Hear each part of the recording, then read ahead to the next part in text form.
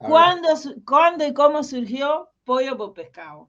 Mira, ahora voy a sacar una segunda edición ampliada con otras historias que me han llegado. Pollo por Pescado es, a ver, ¿cómo decirlo? ¿Cómo decirlo? A ver, yo escribo historias y trato de unir datos. Pero esto tú lo has escrito después que te diste cuenta, cuando viste a Willy Chirino, a Celia Cruz Sí, sí, sí, y sí, sí, al sí. otro, de que eras Ese libro cubano. está íntegramente escrito en Estados Unidos. Un buen día, yo escribí, yo leo que el último soldado de la Guerra Mundial, Japón, murió, el último. Y lo busco y fue un tipo que descubrieron como 5 años después que se había acabado la Guerra Mundial en un islote perdido, y él estaba cuidando ese islote. Sí, y él dice, y él no sabía que la guerra se había acabado. Entonces leo un recorte de prensa donde el tipo se había muerto y le habían hecho un entierro militar ahí en Tokio, los japoneses con su sable y todo eso. Y digo, coño, qué buena historia. Y escribo El último barbudo, que es eso. Ajá. Lo escribo un tirón y lo publico en Facebook. Y yo en aquel tiempo, era el tiempo de la blogósfera, había mucha gente escribiendo en Facebook, yo tenía muchas relaciones y el periódico Trabajadores lo coge y lo publica. Y yo tengo que decirle a alguien, oye, que eso me lo acabo de inventar yo. ¿Me entiendes? ¿De dónde tú sacas Ah, eso? pero lo publicó como que era verdad que... Como que era Madre verdad. mía. Como que era verdad. Y yo decía, pero eso me lo acabo de inventar yo, ahora mismo. Y bueno, ya después, hablando con Roberto, con Ciro Cuartel, me dice, coño, qué buenas historias, ¿por qué tú no amplías eso? Y yo le digo, sí, tengo más, tengo más. Y así empecé, como un divertimento, a escribir historias que mezclan mucha realidad, porque son cosas que han pasado, con aspectos que pueden haber pasado o no.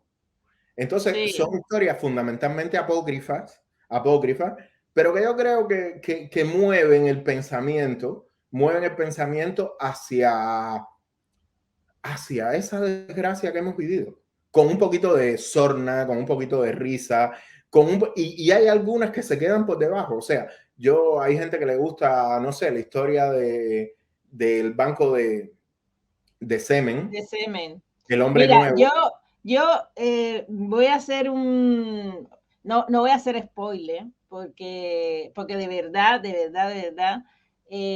me gustaría que mucha gente leyera el libro, porque es como un resumen o es como un pasar por la historia de la revolución, pero en personajes que en muchos casos son muy siniestros, ¿no?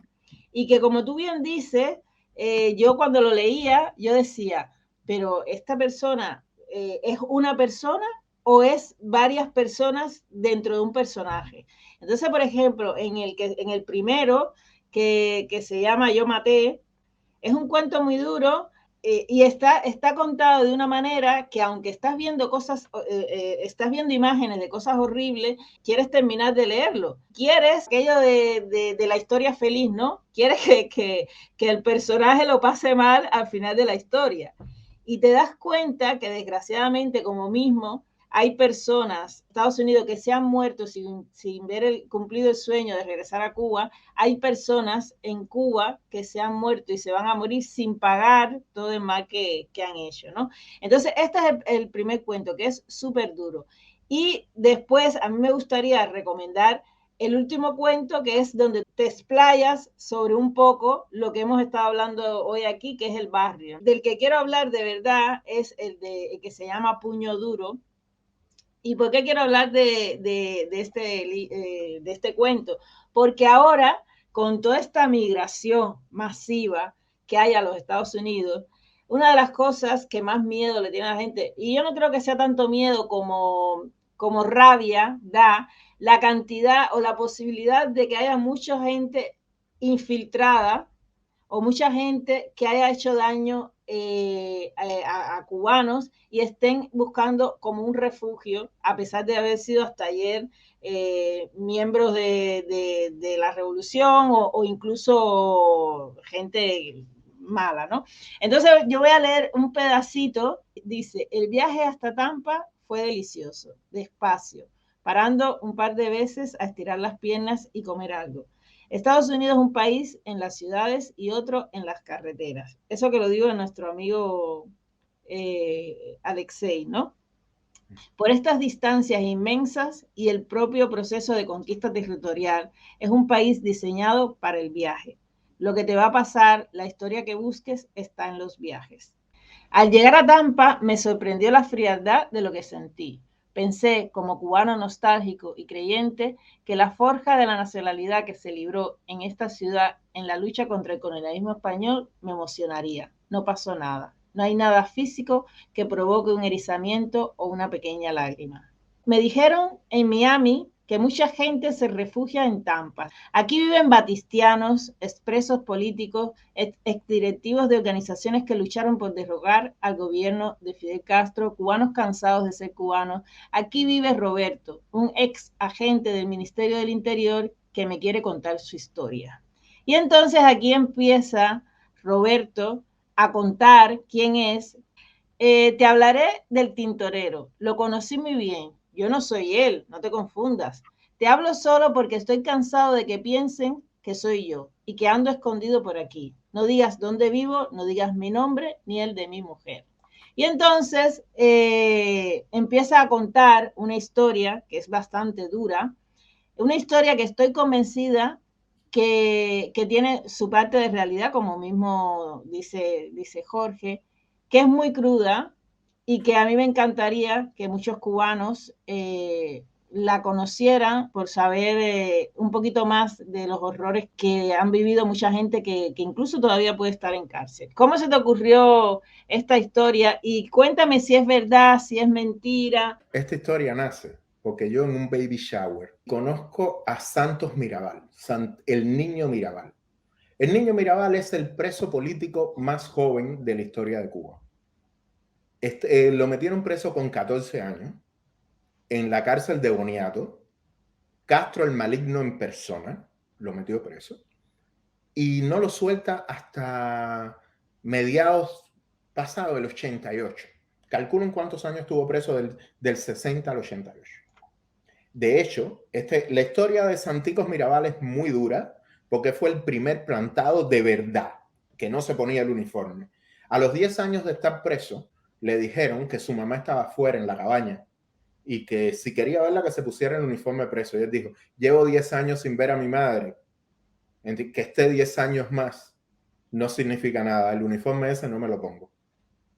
A mí, Santiago Mirabal es una persona muy, muy, muy retraída, muy decepcionada también de la oposición aquí en Miami, y él vive en Tampa. Entonces yo pensé, ¿y si en vez de Santicos Mirabal está la otra persona? Se comenta que había algunos presos políticos a los cuales los obligaban a lavar la ropa de los demás presos y les decían puño duro, ¿no? Porque le daban puño de ahí viene el nombre. Yo se lo pregunté a Santicos Mirabal y me dijo que era verdad, que los obligaban. Algunos se dejaban, algunos les retiraban la comida si no lavaban la ropa, algunos si no limpiaban las letrinas, no lo dejaban comer y los metían en solitaria. En fin, o sea, la historia del presidio político cubano es dura, es dura. Cosas que están pasando hoy en día también, ¿eh? Y todavía la gente le pasa la mano a esa dictadura. Y yo dije, la historia de Santos Mirabal, él habló conmigo en ese baby shower casi 4 horas, me contó su historia completa.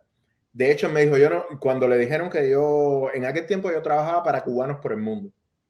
Y no, yo no quiero nada, no quiero saber nada de los periodistas. Pero bueno, empezamos a conversar y él me dijo, ven, que te voy a hacer mi historia. No la escribas, no la cuentes. Yo la cuento porque en definitiva creo que es un símbolo ese señor. Ese señor para irse, ese señor en el 89, ¿fue en el 80? No. Cuando lo de Mitterrand, no recuerdo cuándo fue, creo que fue en el 80, que se liberan a los primeros 79, 80, Carter, Mitterrand, se liberan a los primeros presos políticos, él estaba en la lista. Y Castro el maligno que subió a despedirse al avión de Valladares, que salió en ese cosa, ve a Santicos Mirabal y le dice, tú no te vas. Y lo vuelve a meter en el combinado. Ya lo quita la cabaña y lo mete en el combinado del este. Cuando al final lo liberan, lo mandan a Pinar del Río, a unas granjas de rehabilitación. Y él estaba cercado. Él no podía, eso era por Sandino, y él no podía ir a otros pueblos. Bueno, al final él poquito a poco se va relajando, consigue un banquito, no sé qué, y se va balsero. Se va a Yucatán y de Yucatán, bueno, atraviesa la frontera y llega aquí a los Estados Unidos. Actualmente vive en Tampa y es una persona espectacular. Entonces yo dije, vamos a contar la historia del tintorero. El tintorero existió. Y era un represor del DTI que quedaba por la casa, quedaba de atrás, el DTI en Monserrate. Y yo dije, mejor que la historia de Santicos Mirabal, que él me pidió que no la contara, que no la escribiera, voy a hacer la historia de quien le pegó a él. Y uní testimonios de varias personas y estoy seguro que el tintorero o alguien parecido está aquí en Miami, porque Miami es tan grande. Nosotros tenemos que hacerle reverencias a Miami todo el tiempo. Los cubanos, no los cubanos americanos, no los cubanos españoles, los cubanos, porque en Miami hemos conservado lo poquito que somos. Hemos conservado la cubanía, hemos conservado ciertos valores, nos ha acogido como propios. Y es tan grande y generoso Miami que aquí tiene espacio el opositor, el apático, pero también el represor, que los hay. ¿Y te parece bien eso? No sé si me parece bien o mal. No, no, no, mójate. Pero no, me voy a mojar. Creo que estoy hablando de Miami. ¿Por qué tenemos que serle tan agradecidos? Yo particularmente, todo el mundo lo sabe, que hablé con María Elvira y le propuse una ley en la cual personas que estén vinculadas a organismos represivos y sus familiares no reciban visa ni sean aceptados en este país. Esa es mi posición. Pero ahora, visto desde una distancia, qué grande es Miami, donde cabe toda la Cuba. La buena, la mala, la regular, la peor, donde cabe el cubano que sueña y el cubano que medra, donde el cubano, no importa cómo sea, tiene su espacio en esta ciudad. Cuba ha sobrevivido como nación gracias a Miami, gracias a su exilio.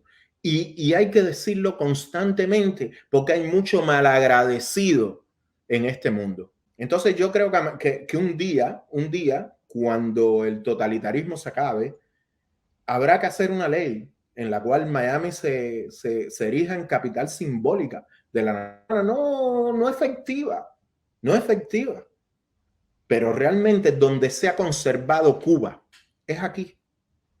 Cuba ya no existe en Cuba, ya no existe en la isla.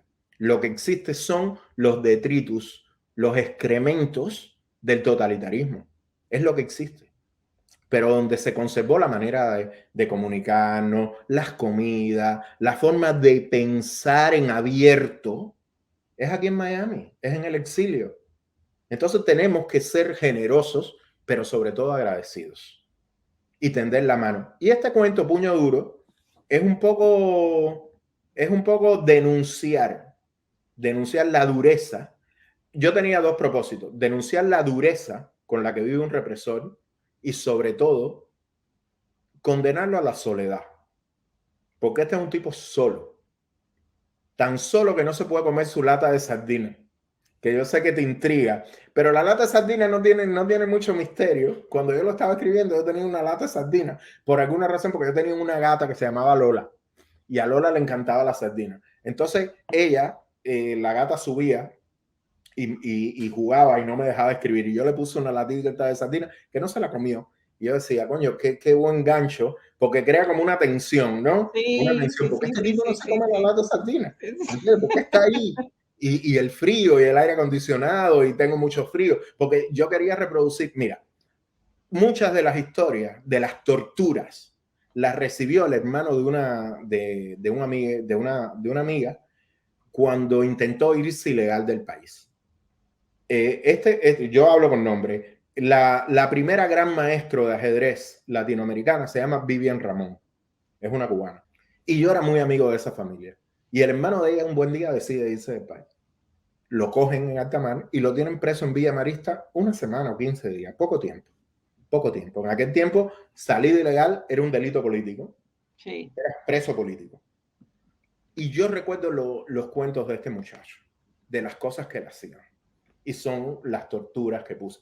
Esto no, yo no lo viví, pero me lo contaron de primera mano. Cuando este muchacho se quitó la camisa, nosotros vimos las marcas, los morados que tenía este hombre.